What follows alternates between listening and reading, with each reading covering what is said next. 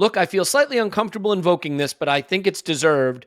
We're going to do so much winning, you're going to get tired of winning. This is the ArsenalVision Post-Match Podcast. My name is Elliot Smith, the Black Man, Twitter, Yankee Gunner. Yeah, those of you who don't know where that originated from, it's probably for the best. But in this case, it's probably true.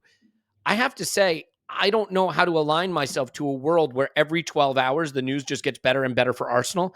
I mean, it'd be great if that continued throughout the season, but it is not yet July, and Arsenal have signed Kai Havertz for what looks to be around $65 million, which would be a big signing if it isn't for the fact that it appears we are on the doorstep of signing Declan Rice for 105 million pounds.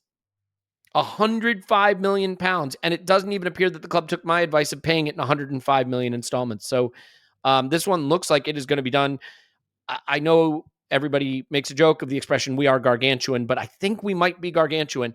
And it looks like even Ethan Nwaneri has been convinced enough to stay.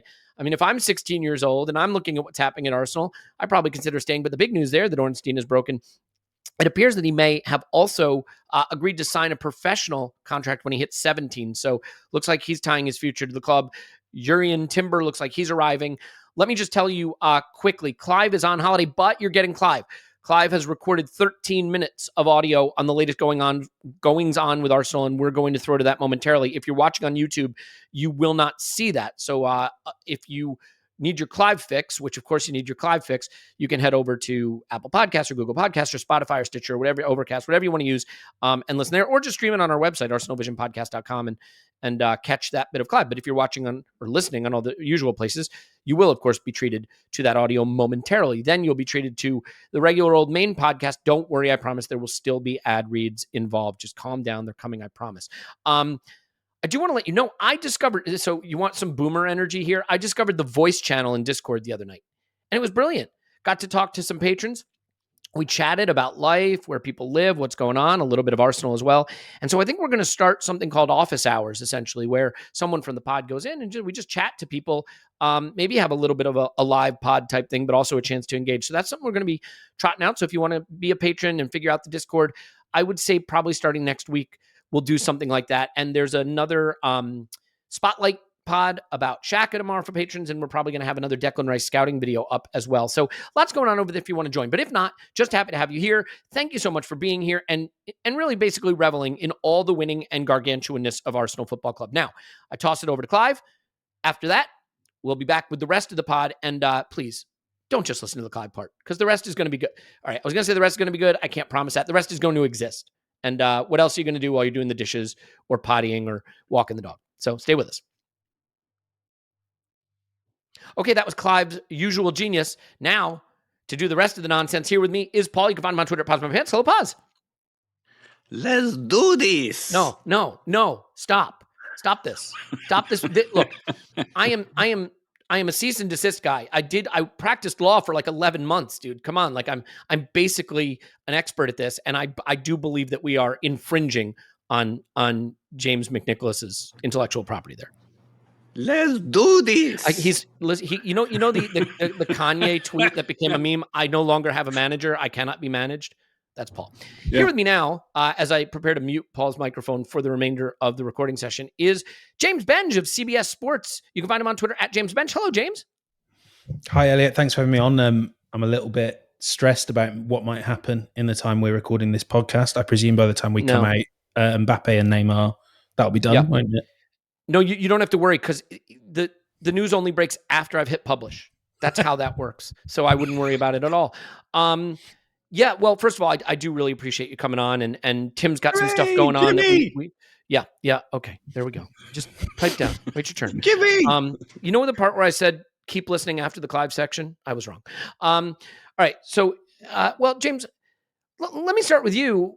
And let's start, imagine this with the Declan Rice stuff. One of the things that I find fascinating about this, the club have done a really good job, I think, positioning ourselves, clearing some wages off the books, aligning the team for success. But what they've really done is positioning us to be back in the Champions League, be a team on the rise, be a place people want to be an exciting project. and then use that moment to really flex some financial might in a way we haven't done before. I don't think there's any chance Rice joins us last season, or certainly not the couple seasons before. The timing is right. So what do you think are the factors, including that, if that's it, that have come together to make KSE willing to make this move, the player willing to come, all the factors that align for us to, let's just say it, embarrass Manchester City, who are, as the kids say, in the mud? Well, I think overall we have to start with the obvious. It really helps that the wage bill has been under careful control for several years. It's been trimmed back and, pretty much back to the bare bones and starting again. And it's building up rapidly. Arsenal are adding 2 players that will be on around 250,000 a week. That is, top of my head, about £30 million, or getting on for £30 million for Havertz and Rice in wages. So, one thing that's kind of been reinforced to me this summer is this is the real big push summer. It may not come again because there may not be this money, this space in the wage bill, this space in the transfer budget. I think, you have to start with the finances are in a position where you can go and do this ambitious spending and not really, worry too much about the long-term consequences, because you can be pretty confident here you're building a squad that will always be around the Champions League, especially as the Champions League opens up to probably have 5 English teams every year. But I think also you hit the nail on the head when you said it's about being a place you want to be. And with Rice in particular, it really strikes me that is the swing factor. We're going to hear a lot about, Rice wants to stay in London. Rice has made this as a family decision. And the family stuff matters. But look, going back to January, when I was told he was really keen on the move to Arsenal, no one was telling me then this is a family decision. It was a football decision because he was enamored with the project, and every young player is, because, there's a little bit here of the sense that, someone like Rice, but a lot of players, they just want to be part of building something. I think of course it's hard to say no to Pep when Pep comes calling, but it is a really exciting pitch that Guardiola can't offer you, of getting in at the ground floor, of establishing yourself as, one of the cornerstones of a project that hasn't won for a very long time. And that's been a part of the sell to Rice, to Havertz. I don't know the whole thing. And it's clear that Mikel Arteta has something special about the way he pitches to some players, especially players that are coming in, that really makes the difference. But this is a fun, exciting opportunity to build something new. KSE have given Arteta and Edu the financial, Edu has kind of helped make this himself as well, pushing forward with telling KSE, let's rip these contracts to pieces and pay people to go away. The finances are there, but it is all really about this footballing project and the sense that there is something building here.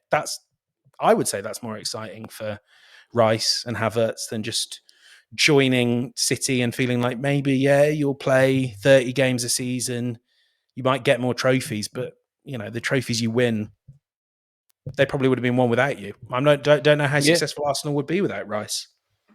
Yeah, I think it's interesting what tempts players to go to a certain place, but if you take it out of the football context for a minute and put it into the life context, right? There's still a human being, a young man living his life. He's going to play a kid's game for a living. He's going to have a blast. What are some of the things he's going to want to do? He's going to want to play a lot, because presumably he likes that, right? He's going to want to live in London if what is rumored is true, right? That's where he wants to be in his life. Probably wants to be with some buddies, be at a place he's going to have fun, right? He has some seemingly good relationships with some Arsenal people. And, I think when you factor all that in, also he probably wants to be a star for England. Well, Calvin Phillips' star isn't rising, is it? You see the path to more difficult times. He probably wants to win things, but all of these things weigh in together. And I would say that when you factor all of that in, there's one last piece: money. And ultimately, every player has a right to go where they can make the most money. But all you have to do, I think, is be in the ballpark if you have all the other things going for you. And I'm guessing that we have offered him money that's in the ballpark. But Paul, what I will say is, I think this casts some doubt on the idea that he was a centerpiece acquisition for City, because I do think they could. I mean, look, they could have gone to the levels they went for Haaland, right? They could have offered him $450 a week. They could have made it an offer too good to refuse. It could have been one of those kind of offers. I don't think they did that. So when you look at all of those factors in totality, I think he's come to the place where he's going to be happiest. What we need to answer now is, and we've talked about it a bit, but let's get into it a bit more. Is this player, we've chosen to make him the cornerstone of the project in a way. I mean, Saka still probably is, and Martinelli, but in terms of market acquisitions, do you see Declan Rice as the right guy to plant this flag and make the cornerstone of the project we're building? Well, sometimes you have to work backwards from where you think the project's going, what you think the coach is about. Like, this coach is central to everything we've done and we're about to do for the next few years. So that's your starting point. It's clear that Declan Rice is central to Arteta's plans for this team. And I think central is the key word, obviously, where he plays. When you compare him to a Saka and these other players who are going to be just as important in other ways, they're not going to be as central as Declan Rice is to how we play, how we structure, how we build a team, who we build the team around, on, off the pitch. But I'm primarily talking about just on the pitch. He is literally going to be central, and that was a pitch that Arteta could make to Rice in a way that's far more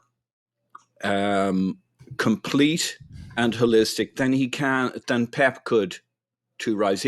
Pep can say all he likes about how great he is and how he can play a role and he can be really important and like he can be part of this and as the team evolves. But like Arteta can make the pitch. We see you as the central piece of this team, this organization, in a way that Pep can't. Now, there's loads that Pep can throw at him, and Pep did, I'm sure, throw at him, but he just can't. You can't go around with Rodri in your team with these other players and then pick up the phone to Rice and say, don't tell anybody else, but you're actually the one that everything's riding on. He's got Haaland in there. He's got Rodri for a few more years. He just can't make that same pitch. And yes, he wants to be in London, but like a 24-year-old who can be one of the greatest players in the game, in the Premier League, in world football, or at least that's what he is hoping for. That's where his ambitions are.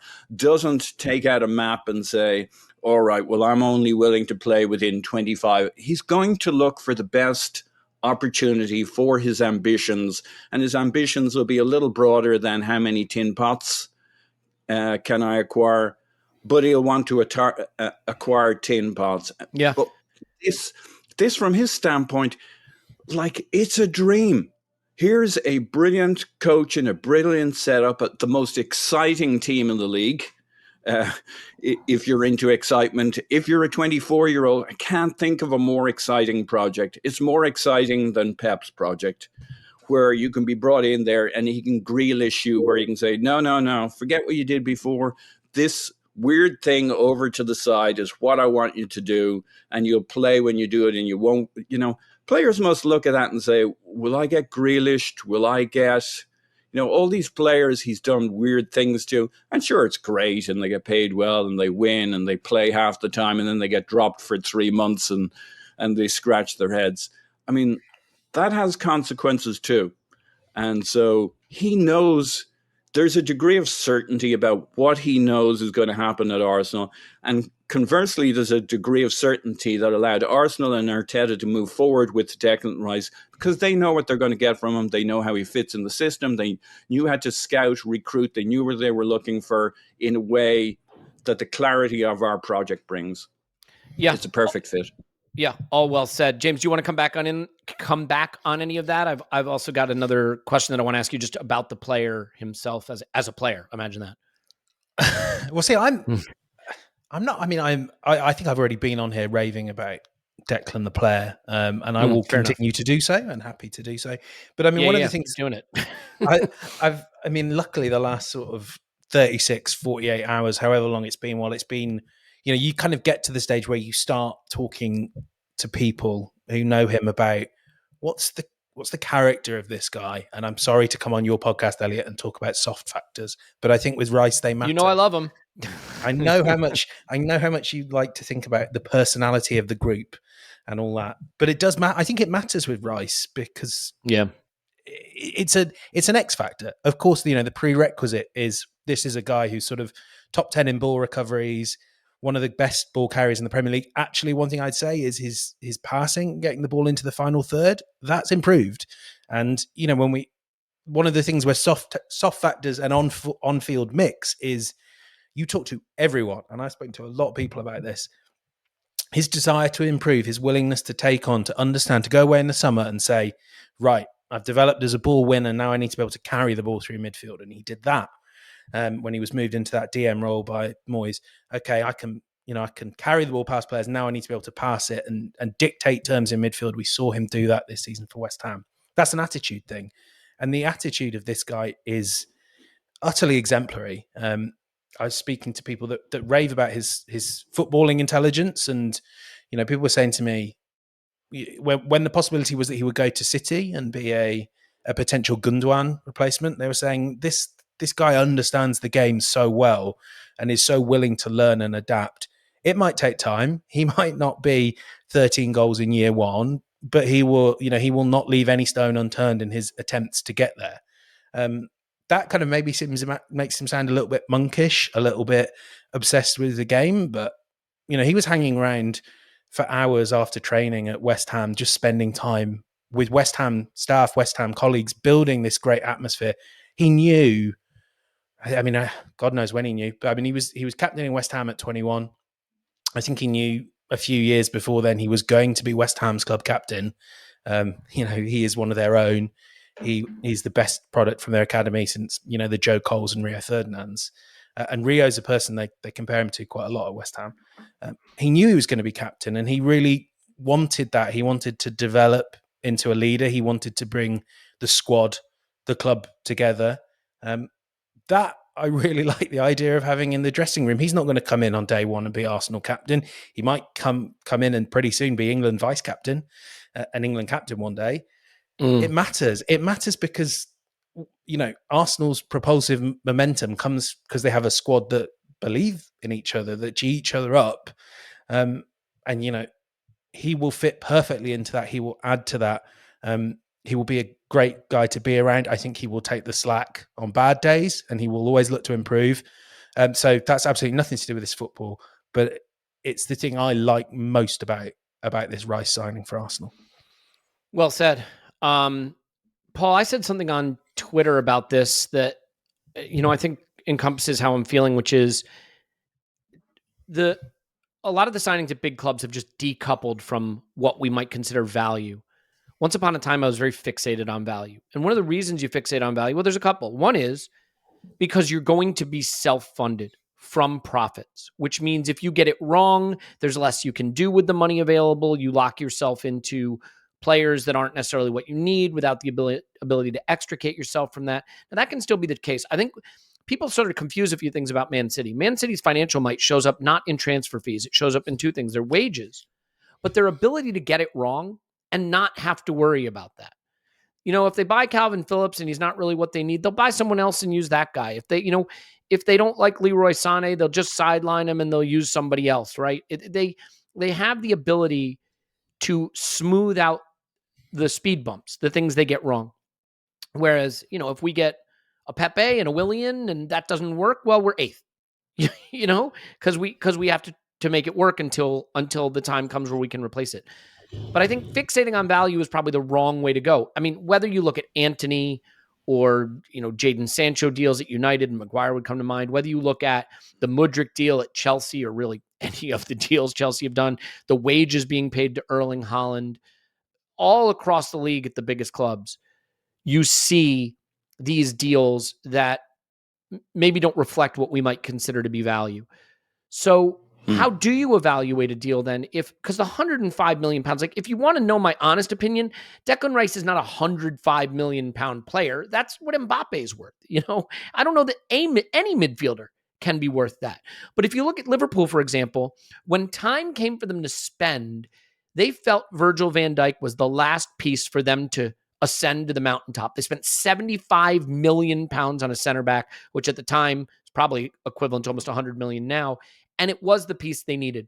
So how do you weigh the value concept of this? Because setting aside whether I think Rice is the flawless player, I don't think he's flawless. I think he's flaws in his game. Like, to be fair, almost every player, especially at that age. I think Mikel clearly believes this is the piece. This is the piece that has to go into the puzzle to give us what we need to play the way he wants to play and get past City. So how do you evaluate value? Or is that just not even a talking point anymore? It's certainly less of a talking point than it used to be when it was all sustainable models, when there was an actual budget. We had actual accountants at Arsenal. You had to sell before you bought. There was a thing called net spend. I mean, those kinds of discussions seem to have gone away. We get the good players in early in the window. Pre-season matters because you actually have your signings in and they can bed in. Like it's kind of a different world to 4, 5, 6, 7 years ago. Ever since they bought Usmanov, I wasn't sure that was really going to make the difference, but you look back on it and it's like the light went on at that point and they said, okay, now when we invest, we're investing. Usmanov was like this guy who comes in and a squatter who sits on your sofa, starts watching TV with you, grabs the remote, eating your popcorn and stuff. You don't want to put on good TV when Usmanov's on your sofa. You want him to go away. You want to empty the fridge, cheapest beer possible, all the food stale going off till the man leaves. And as soon as he goes, it's like, oh, well, let's take all this money we've saved. Let's stock the fridge. Let's get going here. Let's paint, redecorate. Okay, I've worn that one out. Here's my thing on value. Stop listening, so it's cool. Anyway, the short version, gone long. Usmanov gets bored and wanders off because there's nothing good on TV. Value with Declan Rice. Let's say he's 80 million. There's a million ways to sell yourself. This was a good deal. Probably the shortest version is: will we look back in 3 or 4 years' time and say, well, he was well worth it? Remember when we used to question whether Ben White was an overpay at 50? And I used the same logic with myself. I'm very happy with it. I'm always happy with my own logic. Maybe he's a 35, 40 million player, but he's always fit. He's always available. We know how to use him. We being Arteta and Arsenal, we know how to plug him into the system. If you're an 80 million player, in that price is a degree of risk to the upside and to the downside. 60 million might be what he performs for you. You look at your Chelseas and like those guys are all performing to the downside. But at Arsenal, you can look at somebody like a White and a Rice and say, actually, we're buying the upside. Black box this guy, so you don't know it's Declan Rice, but you have all his qualities, his attributes. He's in the Premier League. He's bedded in. We know him. We know how he plays. We don't know he's Declan Rice. The price we put on it is 80 million, but that price includes, unless he's really good, in which case he's worth 100 million, or if he sucks at the club, he'd be worth 60 million. Arteta knows what he's getting, how to use him. He'll get the full benefit of the player. The guy is built like a truck. He'll always be available like a Ben White. We'll get the full upside of the value. 80 million is really 100 million if you know how to use him.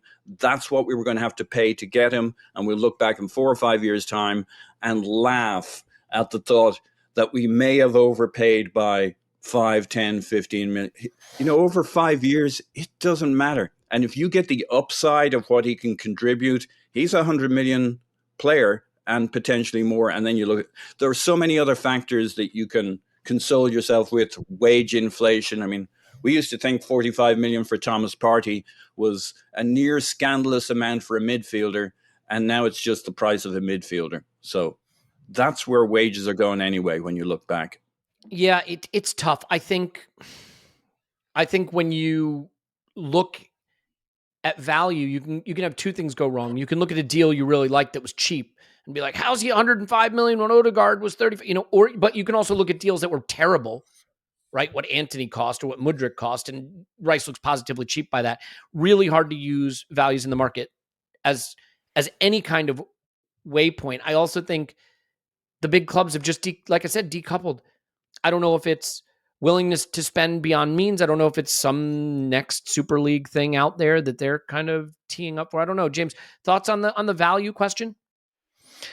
I suppose for me, it seems quite simple. I mean, when Paul was mentioning Partey there, I still look back at that and think 45 million, given the context of when that 45 million was spent and how it was 45 million in cash deposited at, well, I'm sure it wasn't in banknotes, but deposited at La Liga offices for a player that, as everyone rightly, or you guys rightly said at the time, it was a short-term play. I mean, I think 105 million for Declan Rice is perfectly reasonable when you're looking at potentially 8 years of production compared to, what was it, 3 that Arsenal have got of Partey. I mean, you don't know, obviously, and it's the same with White. It's the same with Ramsdale, who we thought was expensive for a twice relegated goalkeeper.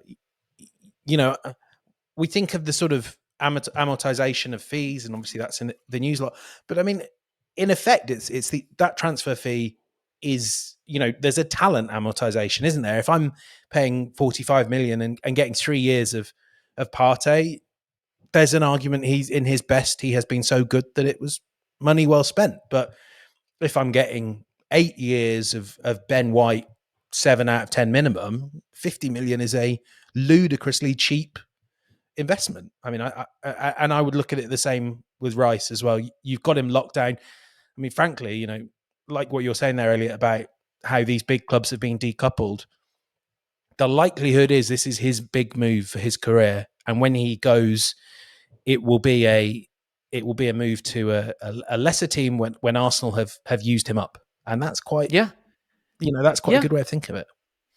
And look, ultimately, here's the thing about transfers. If the player is bad, the fee was bad. If the player is good, the fee, if Declan Rice is very, very good, no one's going to be like, I probably should have been 85 million. I mean, it's probably true, but it doesn't matter because it doesn't appear to be holding us back, right? I mean, if we get Rice and Havertz and Timber and re-sign Saliba and Martinelli and Saka and Nwaneri's staying, and we go and get one more midfielder, which, maybe it's Alavia or Tchouameni, because now every rumor is apparently believable in Arsenal. Tell me we're signing Mbappe at this point. What's not believable, right? Then what does it matter if it was 20 million more? Because it didn't stop us doing the other business we need to do. In the past, getting it wrong meant not getting the other thing you needed. That was the real issue. The problem with bad values is if you can't do the other business you need to do. Right? And that was always the presumption. Well, we overspent on this guy, which means we left ourselves short in attack or whatever the case may be. It doesn't appear that that's happening.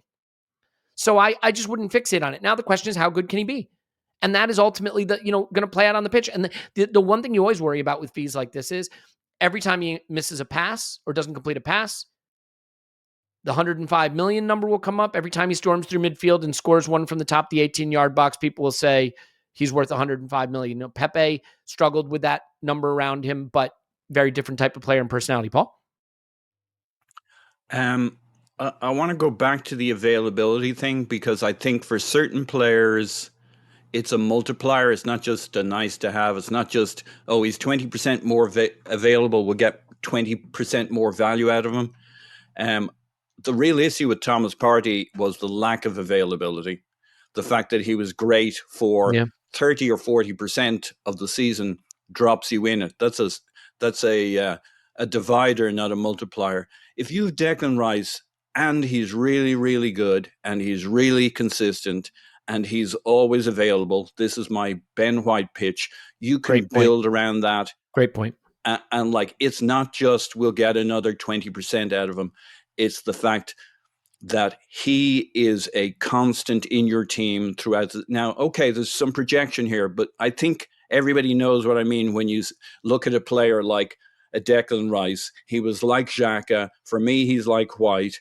You can look at look, he could have a cataclysmic injury at some point, and then his injury record is thrown off.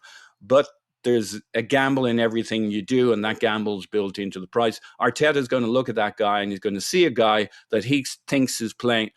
Rodri played an insane number of minutes for City this year. He basically played every... Yeah, just quickly, because a lot of people say, City rotate this, that, and the other thing. Certain positions get more rotation and more minute sharing. Attack, you see a lot of minutes sharing. But if you look at City's players who played the most minutes in the outfield, the most minutes played of any outfield player in the league was Rodri, and then was Haaland. Yeah. Which tells you, right, like your stars play, but also central midfield is one of those positions where you tend not to have a guy behind the guy who's quite as good.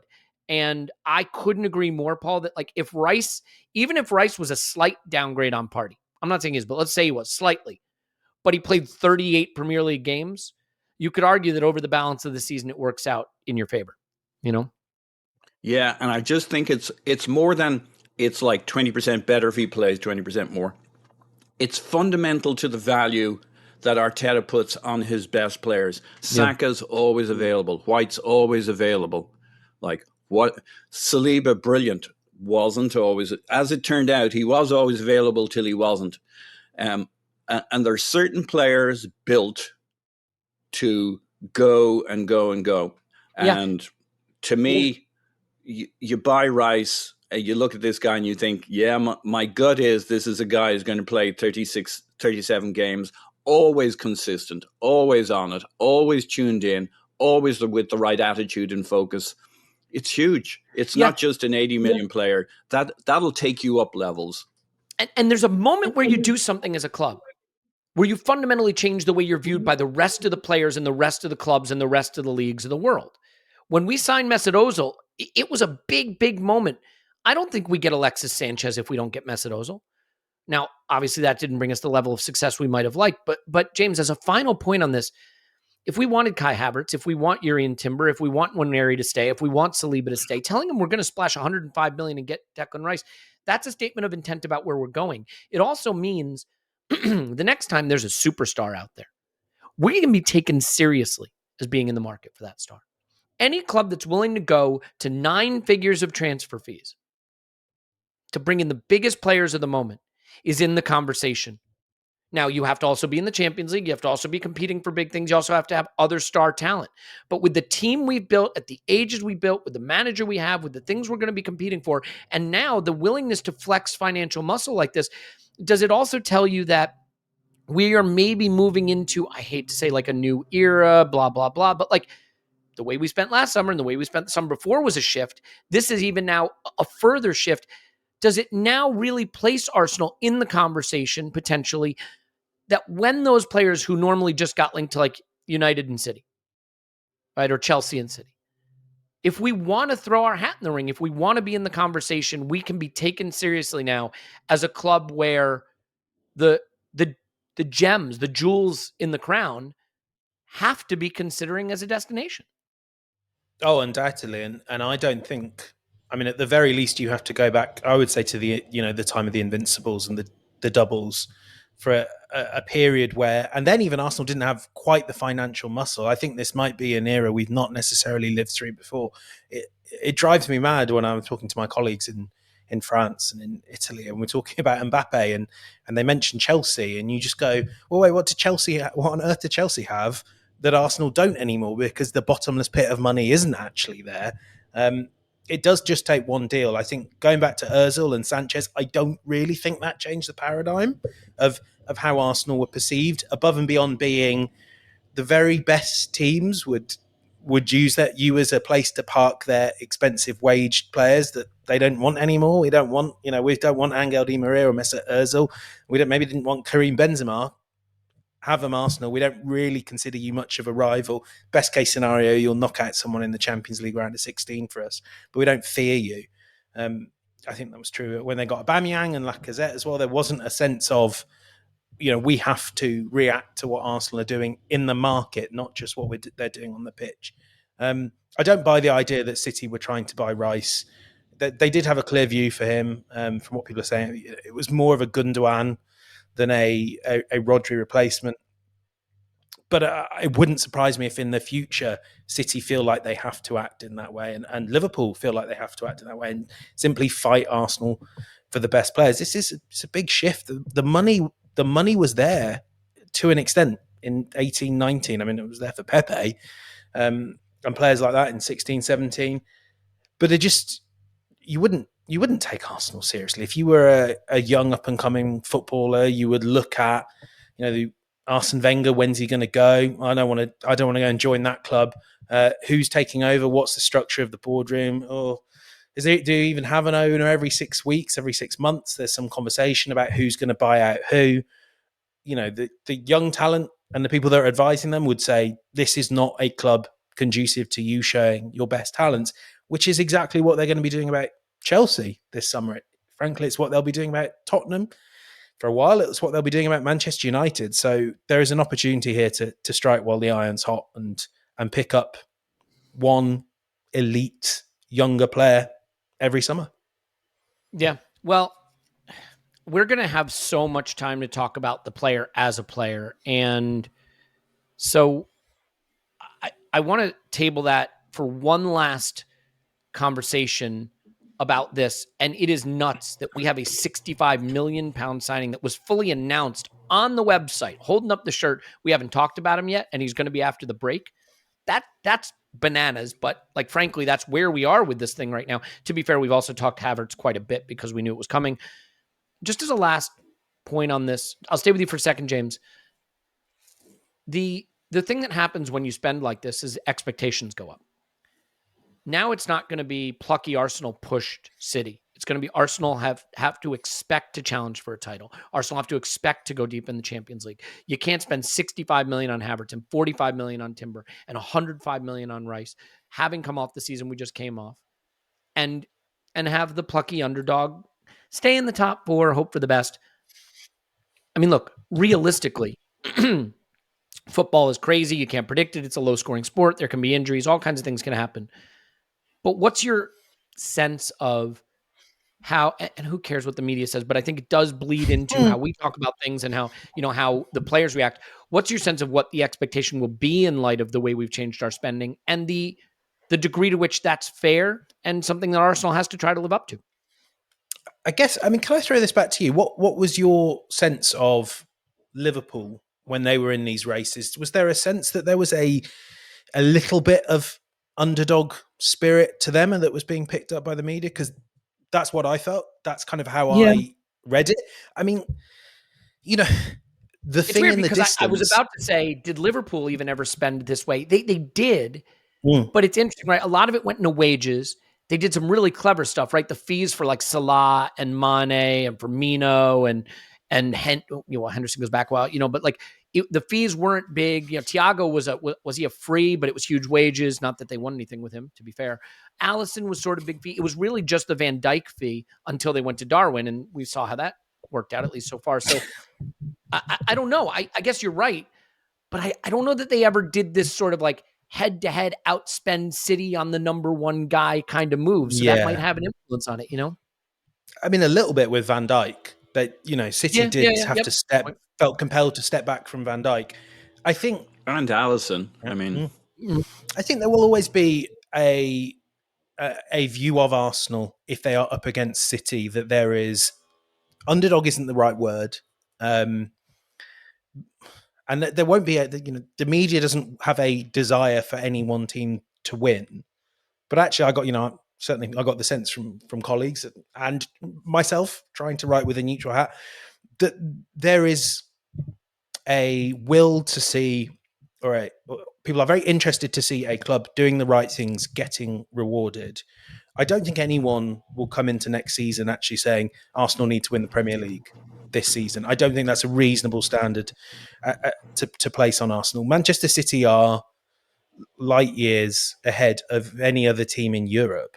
That's the simple reality. And I think from that perspective, Arsenal can be underdogs. And I don't think the media, as much as people will pull out what certain people on TalkSport or wherever where their job is to draw a reaction out of listeners and readers, they might say one thing, but I think in totality, people will we'll actually just talk about Arsenal as a model football club. You know, they have built this in a vaguely shrewd way. You know, it's a blueprint that another big six club could follow. I know that Aston Villa or West Ham or whoever can't, but it's not up to Arsenal to fix that. But if Manchester United want to get their shit together, if Tottenham want to get their shit together, there's relatively little about what Arsenal have done that's beyond their abilities. And I think that will be reflected in the, certainly it'll be in the way I write about Arsenal. But I do think a lot of my colleagues do that. Manchester City just won the treble. You know, they have an older squad. They have a more experienced manager. They have still spent more. I mean, their wage bill is still going to be substantially higher than ours, which, let's remember, wages track to success more closely than transfer fees. I mean, that's just how it is. That doesn't make us the minnows, though. I think we are in a new position now where, yes, we should be consolidating top four. Yes, we should be going toe-to-toe with them. There are other great teams in the Premier League. That's the hard part, right? Liverpool had a down season, but they're going to come again. They have a lot of talent in that team. The thing that's crazy is if we sell Partey and Xhaka, as it looks like we might, we get younger. We were the youngest team in the league last season, second only, I think, to Southampton, who finished bottom, and we're getting younger. So it's. I mean, now granted, everyone's getting older. I don't know if you know that, but time is linear and everybody gets older. Except so Son. That will, yeah, exactly. Everyone else gets older. Well, we'll see. I don't want to engage too much with the expectations, but I do think that what happened this season is there were a lot of people, myself included, who were prepared to not get too upset about falling away a bit because we had done so well. There was a good feeling about this season because it was such a surprise. I think there will still be good feeling and connection to this team, but we're not going to surprise anybody next season. Let's put it like that. And James just typed something in the chat that he's going to disclose something on this podcast that is not material, non-public information. James, screw it. We're not going to wait. Just before we go to the break, there is no break. You're going to stay and listen to me talk about products that we love in a way that is comical. But before we do that, James, just drop it. Is Partey going? What's happening? At the moment, literally as we speak, and it will change in the next 6 to 8 hours.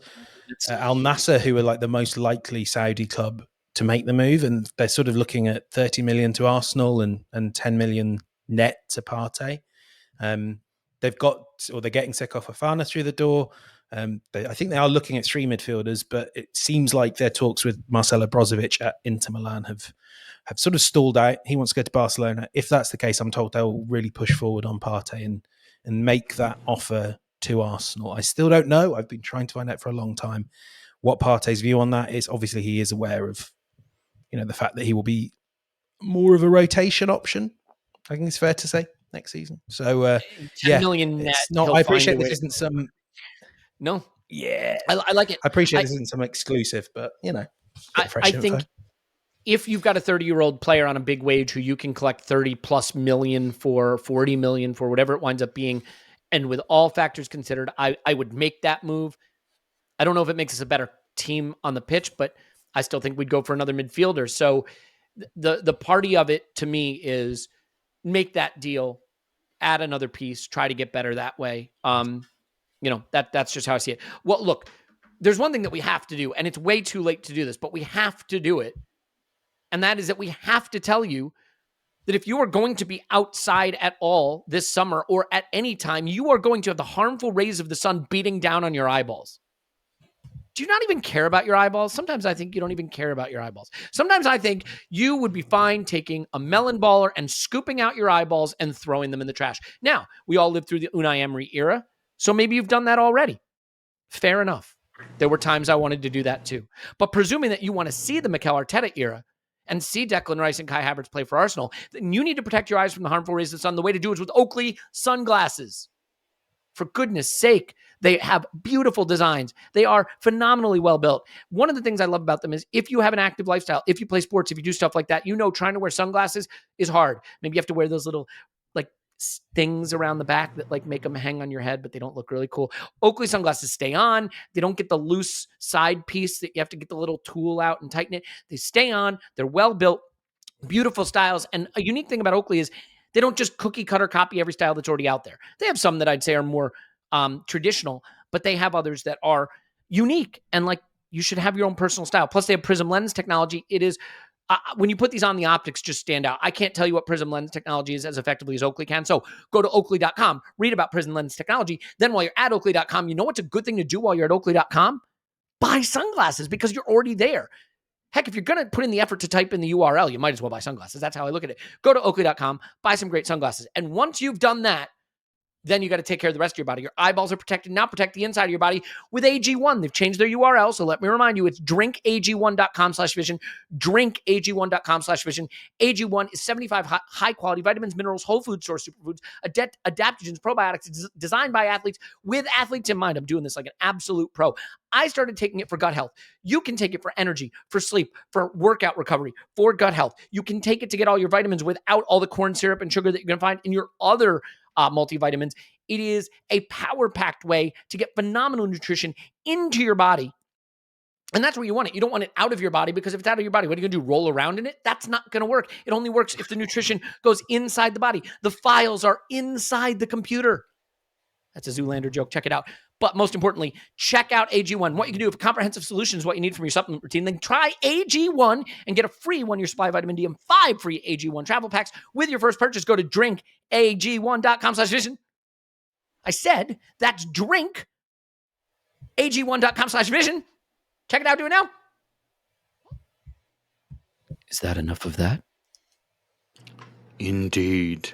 I do like the way that you take the piss out of your own ad reads while you're reading them. Doesn't leave a lot of space for the rest of us, but you're your own inner and outer critic. I'm just a maniac, and that's how I like it. James, would you say that's the way the professionals do the ad reads? You're on CBS. Is that how they do it?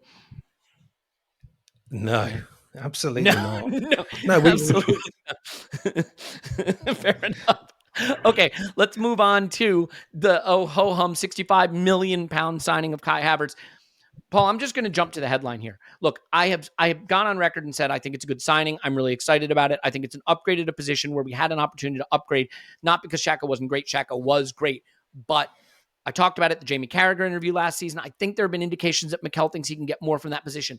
And the biggest reveal in the quotes provided to the official website when Havertz signed, he references playing in midfield. I think it's the clearest indication that the idea he talked to words matter. And Mikel picked two words in his comments: versatility, midfield. Versatility, I think we'll see him at 9 sometimes if we have to. I think we'll see him on the right sometimes if we have to. We could even see him replacing Odegaard if Odegaard's not available sometimes. But midfield. Paul, do you feel as strongly as I do that little word just snuck in there in those comments is the clearest indication that we are going to see this guy come in and be our left 8? And what do you think of that? I do. I'm fully signed up to I never had any doubts that his primary role is left 8. I mean, we play positional football. We got a guy in that left 8 channel. Somebody's got to stand there. Who's it going to be? We can't have Gabriel Jesus and Havertz both standing in the false 9 position. It's going to get very crowded there. Some poor bugger is going to have to stand in the left 8 position. To me, it was always very clear that it was Havertz. I think we saw with Granit Xhaka a style of play that, when in possession, would greatly suit how Havertz likes to play, playing between the lines, making runs, movement, running in behind, connecting. You know, he sees himself as a 10 who attacks the box. All right, well, it's an 8-10 position just over on the left. You know, nobody actually plays with just a straight up 10 anymore, do they? At the top level, there's too much ground to cover. There are no free roles. Yes, he's going to have to grow. Yes, he's going to have to develop. It's a strange one because, as you said, 65 million player. In any other circumstance, we'd be absolutely trumpeting the bejesus out of it. But, you know, he's on vacation. He's sending back clips that they're working into the promos, and everybody's all wound up about Declan Rice and why not. And he's feeling a little Kai Havertz at the moment, as in, who is this fellow? But like the poor guy is not getting the send on. that's the opposite to a send-off, that this signing deserves. And maybe it took a little time to get there, but mostly it's under the cloud of the Rice drama, the City, will they, won't they? How's this all going to kick off? We all knew, and it is an interesting juxtaposition because they both make sense together. They complete each other. Had we not got Rice, I'd be much more concerned about Havertz at the left 8. But with I do see the point there. Rice, yeah, the amount of ground he can cover, and conversely, without a Havertz, I wouldn't be concerned about Rice, but I see how he adds the piece that we want to see develop in Rice's game over time. That maybe, the Gundogan kind of role, the Xhaka kind of role that he grows into. He hasn't really done that anywhere, certainly not consistently. And so that's something he would have to grow into over time if that's how we end up using him. I never saw, I got to give myself some props. As you know, that's something I'm very keen to do. I was very clear in my mind how Havertz will play. Now, maybe he won't play that way, but it looks like he's on to play the left 8. And I was very clear in my own mind that Rice would be the 6 more than the 8. Not that he'll never play as an 8, but now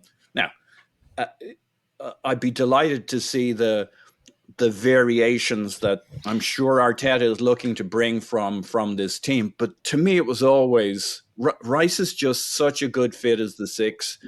And he can evolve that position as well. It's not just sitting there and screening. He's got so much more to his game. Yeah, I totally agree. We're back to talking about Rice. There you go. And for the record on Rice, I mean, I think if you look at the stats, because I agree with you, Paul. If you look at the stats where he jumps out and he's high, it's things like possession adjusted ball recoveries, dribble pass percentage. He's like 97.7th percentile for not getting dribbled past, basically. So he's going to recover the ball and he's not going to get dribbled past, right? Which maybe you can play with a guy who's a little more attacking. But with Havertz, James, like, I think people sort of misunderstand him a little too. I mean, he did a role somewhat like this at times in Germany. The other thing is he played for Tuchel. Tuchel's whole thing is smothering the opposition when they win the ball, right? Recovering it, pressing it. He will have been asked to do those things. Now, maybe he was asked to do them from a slightly different position on the pitch. I also think when we drop back into our mid-block or low block, we play in a 4-4-2 like most teams do now. It's probably the best mid-block, low block, off-the-ball alignment. In the past, it had been Jesus and Odegaard in the 2 at the top. I think we might just swap that a little bit. And I think it now might be Havertz and Jesus in the 2. So I don't think he's not playing the Xhaka role in my view. I think he's playing the attacking component of the Xhaka role, and maybe Rice lets that off-the-ball role adjust a little bit. So how do you balance that oomph he's going to give us an attack that we probably could use with some of the concerns that have been voiced about what he'd do off the ball or in defensive postures? The off-ball stuff is what I'm skeptical. I think the on-ball value makes it.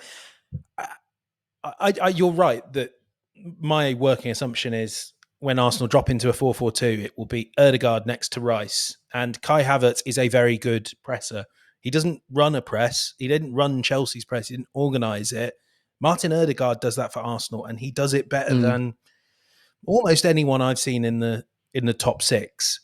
What's so impressive about Arsenal's press isn't the Liverpool of Jurgen Klopp's best years. They don't swarm you. Before you even really notice it, the ball's with your left back who's having to punt it in the general direction of Saliba and Gabriel. And what do you know? Arsenal haven't really made a tackle. They haven't actually had to expend that much energy off the ball, and they've got it back. And I think as like much a team as of border collies, right? We herd the ball to where we want it without actually going and closing it down. Yeah, exactly. Like Klopp comes from the sort of German, like his a Doberman. It's like, get rid of that ball because if not, they're going to bite your legs off. Whereas, there's I think I love the Klopp press. I really like how cerebral Arteta's team are in terms of forcing possession back to them in a energy conserving way. And I worry about losing Ødegaard doing that. I don't see another way as well that you can balance it. I think Havertz is still a little bit too slight to drop into the position Xhaka was. The one thing I was intrigued by as well was Paul sort of saying that Havertz might be disappointed to not get the roses and the flowers. I think he's going to quite like that. Again, soft factors. I spoke to him right before the Champions League final. You couldn't think of a more exciting time to be to be getting ready for a game, to be a Chelsea footballer, frankly. And he was talking about this metaphorical, I think, backpack that he'd been carrying with him the entire season. The pressure of the £72 million move, the focus on him, life in London without, his family, without an opportunity to experience London. It was really hard. And I think Kai Havertz has had maybe the three most challenging years. I mean, up there with the three most challenging years that an elite level, a footballer at an elite Premier League club could have. It's a year of being coached by Frank Lampard. And then he has to have that again. I mean, that is surely enough for any footballer in their entire career. In between that, he has a club that's sort of on the front pages in the in the midst of the Russia-Ukraine war. All that, the takeover drama. Frankly, Chelsea not knowing how they were getting to games sometimes. All the changes, the whole Bowley era, and I think Arsenal. The bullish case is that Arsenal just rediscover the player that maybe took a little sojourn for 3 years from the player that was there at Bayer Leverkusen. They just unearth him and they stick him back on the exact same trajectory. The curve just moves immediately upwards and he's back on the path he was going to be on. My worry might be that those 3 years at Chelsea were so challenging, so destructive for the development of a talented young footballer that that Havertz that we all watch from the scouting reports of his Bayer Leverkusen days, he just can't get back to that. There has been too much water under the bridge. There's too much confusion, too much wasted development. That's why I felt 65 million was just an awful lot to spend. Frankly, I'd have been going to Chelsea and saying his book value for you is 25 million. You need money. Here's 35, 40. It shows the belief that Arteta has in what he can get out of him. That Chelsea said 65 and Arsenal said, yeah, okay. I don't have that, but I can't believe that 3 years that he's been through doesn't impact him in a negative way. Yeah, well, that's what we're going to find out. I think the interesting thing, right, is if you look at his underlying metrics, XG, XA, he's right there with some of the best players. If you look at his pedigree from Germany, right there is one of the best in the world. I guess what I would say is if you want a player entering his prime who can play left eight, who's highly technical, has the capability to deliver end product, and has the kind of pedigree that he has, who are you going for? Sometimes it's as simple as, let's say Mikel clearly identified left eight is a critical role. I want to target that with a player who can give me more oomph in the penalty box, who has height, who can be a focal point, who can recover the ball and set up his teammates, quicker feet, ability to finish. And I know, he can't finish, but set that aside for a second, right? Ability to get into good positions, to take good chances on. What's the constellation of players you're considering there, and what are their prices, right? I don't know that there's a Premier League proven or Elite League proven 24, 25-year-old player with that skill set we can even think about going for. Mason Mount, ironically, is in that group. Right. So kind of interesting to see what he moves for, probably to United. And maybe Mason Mount wasn't an option because Mount might have said, I'm Chelsea, mate, and I'm not going to Arsenal. I'm not going to another London club. I'm going to go to United. We overplay some of that as fans sometimes, but that may have been on the docket there. There's just not a lot of players that fit that bill. You look at what Spurs are left with Maddison. Is Maddison a sure thing? Like, no way is Maddison a sure thing in my view. Just got relegated. Not that we haven't gone in for players that got relegated, but there's no perfect answer to that position. But we've gone for talent and pedigree, and I'm always going to give that a go. Plus, the guy's played in the Champions League and won it. I do think we want more Champions League experience. I think that counts. But Paul, on the defensive side, on the off-the-ball side, where there are doubts, and perfectly fair doubts, by the way, but a lot of people come to me on social media and say, I don't see it with him as a midfielder. I think we think about midfield a little wrong sometimes because it was a CM playing 8 last season. But what's your take on that side of it? Yeah, I think the yin and yang of him and Rice is huge.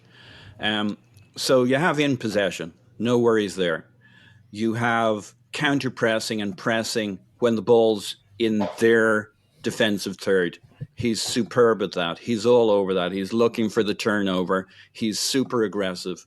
You back him up with Zinchenko, who's also very, very front-footed, and you put him right behind Havertz so that you basically have those two guys as the lines they need to get through down that side. But really, it's the counter-attack by the other team that's your only real concern. Arsenal have, under Arteta, have never had an issue in our 4-4-2 shape out of possession, in that we've a very, very nice shape. So I would be fine with Havertz and Rice as the two in midfield when we're out of possession. We're in our half and they're coming at us because you've got the lines and the layers there. Nobody really comes through the middle of we have the least accessibility of any team in the league pretty much when we're falling back. Our stats show we don't make tackles, we don't do interceptions because we don't need to without the ball. It goes down the sides, we'll let people bang in across from the side. We're very structured. Havertz wouldn't be under a lot of stress. I'd keep Odegaard and Jesus as your two guys running around in front of the four in the 4-4-2. We'll be fine out of possession with Havertz as one in the midfield too. It's a very controlled situation with good, energetic players around you and behind you. I think Havertz will be fine. We'll be fine in possession. We'll be fine counter-pressing. The only time we're going to have issues is when we lose the ball and they break the first line. Like Havertz's first tackle can be all about winning the ball back as opposed to a degree of security. So we'll be less secure if the ball bobbles and they get the second ball in that kind of, we're in attack, we've lost the ball, there's a bit of a melee and they come out of it down the side that Havertz and Zinchenko are pushing and being forward. So there will be a gamble there, there will be a risk, but across a 38-game season, you're going for 3 points. And I think we load up on that gamble and you use Zinchenko and Havertz to be counter-pressers, to go for it, to try and win that ball. We'll win more than we'll lose. It's far up the pitch. And behind them, you have Rice to cover and you have our three-man screen at the back of Gabriel, Saliba, White. I think Arteta takes that gamble all day long. Out of possession, we're fine. In possession, we'll be terrifying. Counter-pressing wise, we're going to be really good. And occasionally, they're going to get lucky and target down our left-hand side where Havertz and Zinchenko pushed up to counter-press and press aggressively. And occasionally, we get caught out. But Gabriel and Rice will scramble across, and that's what I'm hoping. I think we do defense in a different way. And yes, there'll be a bit of a vulnerability, but it's not the vulnerability people think it will be. It's not, we're out of possession, we're vulnerable. We have a good shape. Yeah, I don't know. I mean, like, you don't have to use Havertz all the time. Like, you don't have to. If you, I mean, everybody's talked about Rice at left 8 when we were first linked to him, and I thought that was bananas. Like, that never struck me as a thing we would do. But if you want to use Rice there and bring in Jorginho, you can, or vice versa. Jorginho could definitely play, I think, in the 8 in a way. He can't run much, but he does recover the ball well. He does have good positional awareness. You could be a little more static with that setup. If we play with Timber, obviously, right, you could have more of a double pivot of Timber and Rice supporting a more attacking 5 ahead of them with White, Gabriel, and Saliba behind. I mean, there's a lot of permutations that make this work. And I guess I'm sorry, but like, James, not to push back on your idea of the off-the-ball issues, but Manchester City have been the best team in the league for a long time. They've won 5 of the last 6 Premier League, sadly. And when I look at the 8s they play, I don't see defensive masterclasses coming from any of them particularly. They're not, let's put it this way. They're players that if they played somewhere else, if they were Arsenal players, we wouldn't be like, that's a defensive guy, right? Like David Silva played next to Kevin De Bruyne. Gundogan does, and Gundogan is, he's an all-around midfielder, I think, to some extent, but that's just kind of what Pep expects. I guess I don't see anything in the physical traits of those players or their intelligence or their positional awareness that Havertz can't do with the right platform behind him. I just think this is going to improve who we are going forward, and we are working on a different profile for the other players around them that's going to improve who we are covering ground when we're turned around. Look, if you get the press wrong, it doesn't, like, this is the other thing.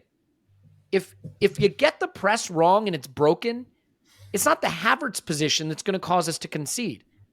The guys who get in behind your press aren't running at Xhaka and Havertz, whoever's in the left 8. They're running at Saliba and Gabriel and White and Zinchenko, right?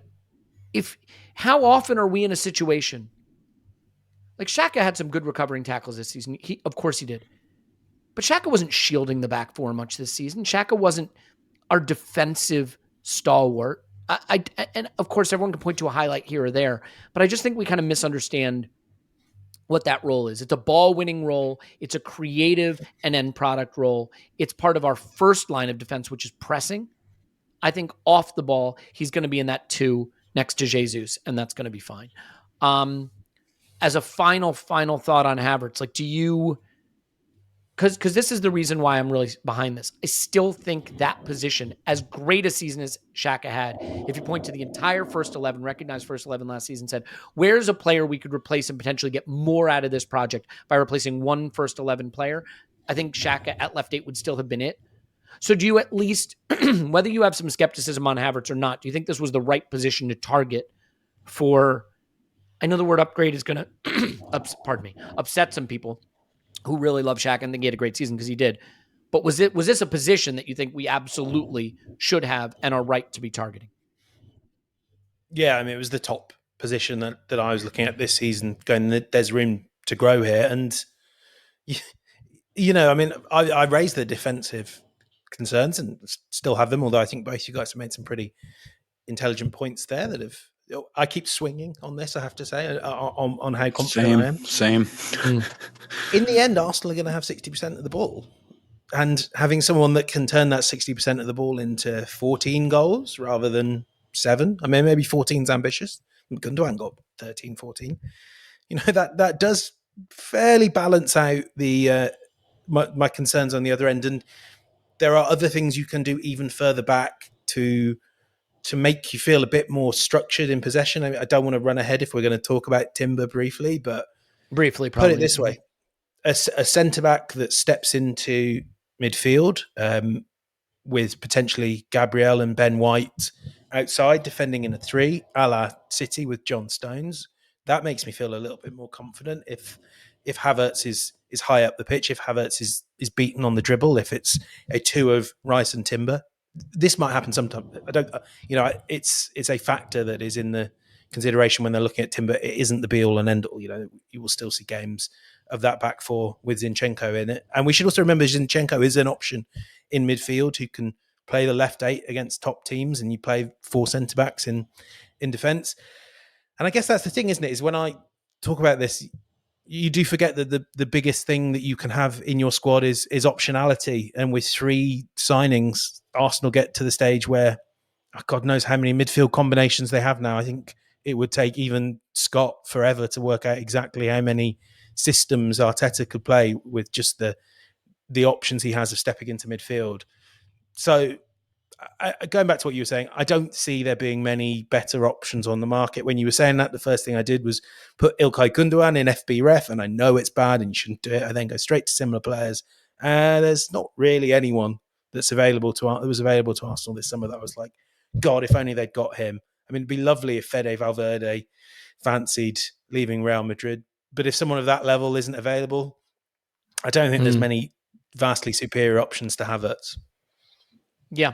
And that is ultimately it. You cannot, Arsene Wenger famously said it's not a supermarket, right? There's certain players that you can get.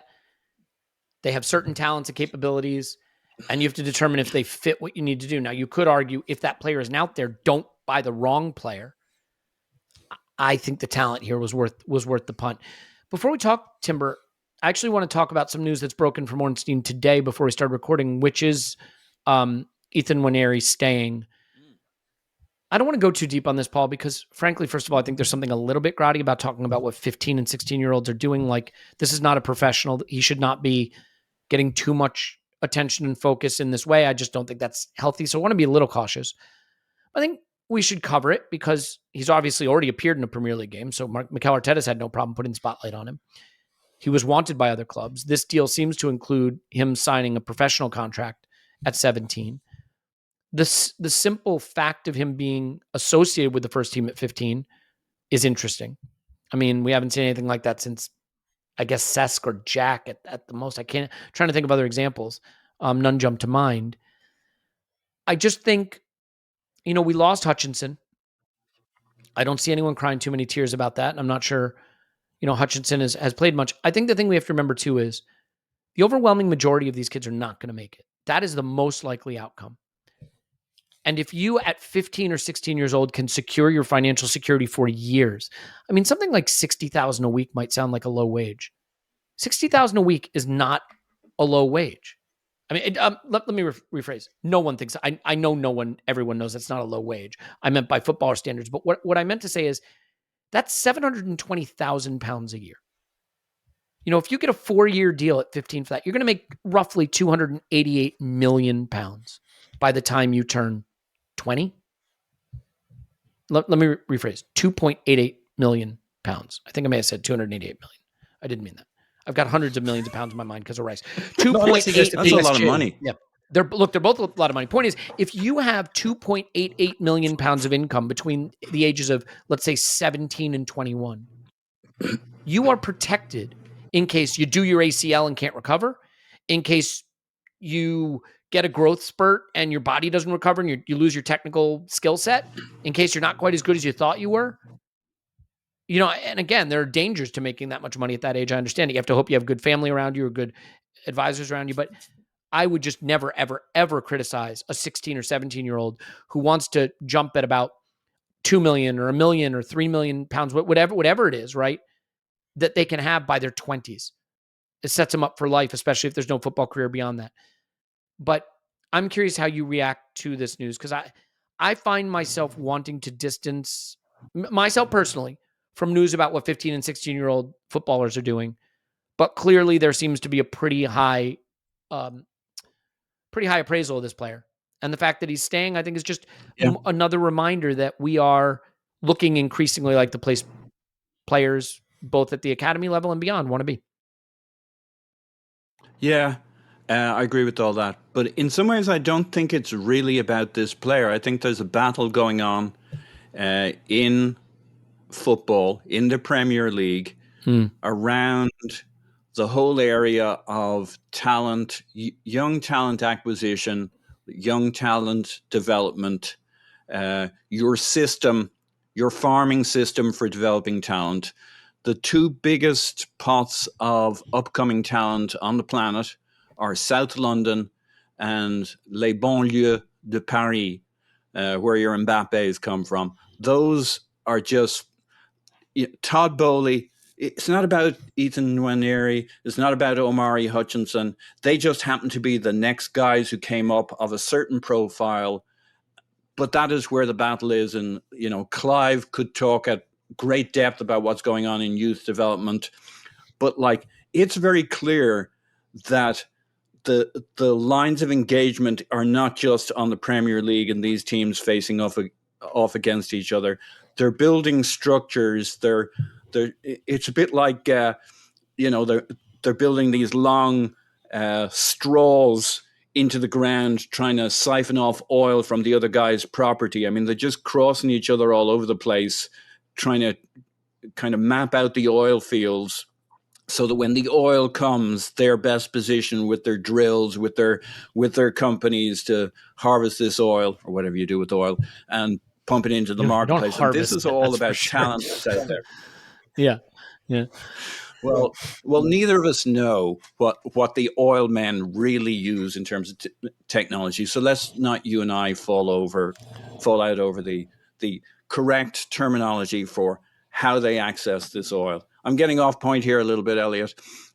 It's all just about a little, the battleground. Just a little. Yeah. for youth development. Like I watched a few of these under 18, under 21 games, or highlight sections, or full games where they show them. And I'll tell you, Nwaneri wasn't the guy who hit me in terms of the any particular game. He looked pretty good. I wouldn't have picked him out of the line up. I can remember games where I thought Kosher Dewberry looked like the guy you wanted, with the real talent. And like, that's very typical of youth development. It kind of goes in fits and spurts. Speaking of which, I checked him on Wikipedia, and they say he's 5'5" tall. So that tells you how quickly things move in football. That's probably 6 months ago, and he's now 5'9". So to your point, you don't know what you're going to get with these guys. You don't know how they'll evolve. Yes, it was Ethan Nwaneri, but I think they took a very symbolic position by putting him on in that game. What was it? It was against Brentford. Yeah. And like, it was putting down a marker for the academy to say, we're serious. We're the place to come. Not just Ethan Nwaneri, but all those other guys in the academy, all the guys coming into the academy. And like the Omari Hutchinson one, I'm sure that hurt, losing him. But that can be a caution, depending on how that turns out, that can be a cautionary tale too. And there's just a battleground going on. That's what I reckon, beyond the names. Look, ultimately, we got to remember, he's going to play for the academy, in the academy this season, maybe next season, couple of loans. We're 5 seasons out probably before we're saying this guy's going to be, especially at the level Arsenal are at now. Maybe Arsenal 4 seasons ago, you can sneak something in Europa League, whatever. This kid's going, he's 4 or 5 seasons away. So let's be thankful that the club can retain talent, but let's try to also not keep the spotlight on that player at this point in his career. James, we've kept you a lot longer than you were probably expecting. So I want to finish with this. I've listened to your pod before. Okay, good. So you knew what you were expecting. Jurrien Timber looks like it's also going to happen. That's another 40 million signing. Really excited about him. We did a scouting video. We've talked about him at length, and we will talk about him more as the deal gets closer. What I want to ask you is just give me your, not ITK, just guesswork on how much more work we will do and what you think needs to be done, right? So what do you think we will do in terms of incomings? You don't have to say outgoings. I think we all know probably Tierney, maybe, probably Xhaka, probably Partey. Like we know the ones that are in the line for leaving, probably Balogun. But in terms of what incomings may still happen, Timber looks like it's going to happen. Anything else you expect or think we need to do to feel good about where we are? Without wishing to give you a non-answer, I think anything else at the moment will be contingent on those outgoings. The Partey one remains firmly up in the air and will be for a while, I think. Because it's so much of it's down to the player's decision. He would be replaced if he left. I don't particularly think there's an overwhelming need. I don't think Arsenal feel there's an overwhelming need to replace Balogun. But again, not one that's going to be done for a while. He's only just wrapped up his season, hasn't he, with USMNT? So that one won't be done for a while. And I think even kind of with Tierney, no one's pushing that guy out of the exit door. There's a total understanding, from what I've heard, that they know that there was a lot of frustration from Tierney about the opportunities he was getting, especially around the turn of the year. So if an offer comes in and he knocks on Mikel Arteta or Edu's door and says, I'd like to explore the chance of going to Newcastle, Arsenal will have the dialogue. It's kind of the same as Partey as well, with Partey as well. You might see some new signings on the edges. They're always looking for another Marquinhos, another Martinelli. Although, similar to what Paul was saying, the big European hotspots, Arsenal, Chelsea are fighting over. But just look at what Chelsea are doing in Brazil. I know that Arsenal scouts have spent a lot of time watching Angelo, who's going to Chelsea, Santos, I think, right winger. Mm-hmm. You never know, like with those deals, when someone's just going to pull something out of the bag at a moment's notice. So I think that, like we often see in Arsenal transfer windows, especially when they're done well, you have the core of players that you just want to add to the squad that come in ideally before pre-season. I think there's a degree of optimism that Timber will accelerate now that Rice is nearing conclusion. And on both sides of the deal, there's a real will to get that done and get it done in a reasonable amount of time. And then the window becomes a little bit more reactive. You sort of enter this second phase of the window. Who wants to go? Who are we being offered so much money for? It would be silly not to let them go. And do we then need to plug any gaps there? But I really think maybe it might just be, if I was doing a prediction, you might see Partey go and Partey get replaced. And that's it? Yeah, I think it might be that. Some other people that, some young kids, maybe that are like a Martinelli, Marquinhos style. Yeah. Yeah, fair enough. I think we will do another midfielder, is my instinct. A Timber plus another midfielder, and I think that will be the extent of it as well. I think that's probably right. My instinct is that Tierney will go. I think he has to go. I just think a guy on that wage with that ambition, at that stature for his nation. I mean, he played 795 minutes this season. He's hardly going to play this upcoming season. There's very little path to playing time for him. And I just don't think that's going to make him happy. I don't think it's right to him. I don't think it's good for us. He's worth money. And as a club, we do have to be good at selling guys that are still worth money. So I think he goes. I think Xhaka goes. I think Partey goes. And I think ultimately that's the right outcome. I think Balogun will go, who I'd love to see stay, but again, another guy who wants to play, and I don't think that there's much of a path to it at the moment. So we'll see. I mean, look, there was a recent interview that came out, or news or something that was going around the Gunners subreddit about Mikel wanting Pepe to stay last season, and he was very reluctant to let him out, and he only did it when Pepe really pushed because he wanted to play. And someone joked in our Discord that Mikel's a hoarder. And I get it, right? He thinks he can fix every player, and that's such a good quality in a manager, right? Like, I can fix him, I can work with him, I can make him better. But when push comes to shove, he doesn't always get those guys on the pitch. So you got to be willing to let those guys go. And that's what he's doing with Smith Rowe and Nelson, isn't it? Keeping one of them made total sense to me. Both is sort of like, okay, you're probably going to, I mean, especially if it was Smith Rowe that got fewer minutes, you're probably only going to do damage to the value of him as a sellable asset. Obviously, Nelson, I know. No matter how much we like Smith Rowe, a Smith Rowe who stays and plays 200 minutes, not good for anyone. Yeah. So we'll see. There's a long way to go. There's a big summer still ahead. I think there's a tendency to want to wrap it all up and summarize it now. It is June 29th as we sit and record this. And that's what I think is so funny. I saw things about the Rice deal. It's like, we dithered. Like, they were still playing football 2 weeks ago. We didn't dither.